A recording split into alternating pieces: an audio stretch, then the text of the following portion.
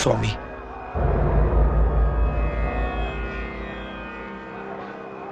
தப்பு நடந்து போச்சு சுவாமி. நான் வெறும் கையோடு வந்திருக்கேன். ஆமா சுவாமி, எங்க வீட்டுல ரொம்ப பத்திரமா வச்சிருந்த ஜுவாலாமுக்கி காணாம போயிடுச்சு. எப்படி போச்சுன்னு தெரியல. ஒருவேளை அது என் மக கிட்ட இருக்கும்னு சந்தேகமா இருக்கு. ஆனா இப்போ அவ எங்க இருக்கான்னு எனக்கு தெரியல. கங்கா நதியில அபிஷேகம் பண்ண ஜுவாலாமுக்கி என்கிட்ட இல்ல. என்ன செய்யறது சுவாமி? கவலைப்படாத மகாதேவராயா. புனிதமான நம்ம எண்ணம் நிறைவேறணுங்கிறது அந்த தெய்வ நிர்ணயம்.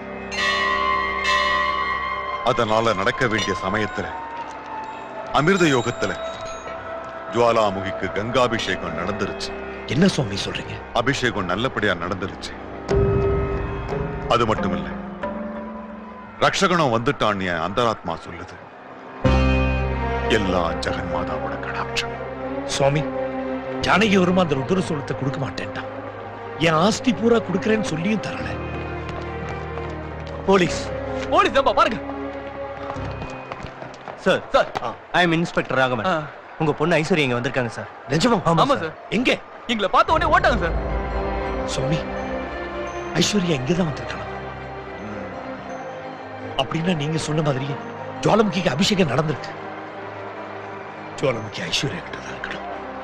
ஆனா ஐஸ்வர்யா எங்க இருக்கா?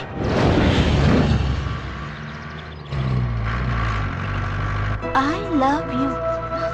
Aishu, what is this? நான் இன்னைக்கு சக்தி கிட்ட சொல்லிட போறேன். ஐசே ஃபிக்ஸ் பண்ணிட்டியா? தெய்வம், எது எப்படியோ உன் ஆளு லக்கி ஃபெலோயா.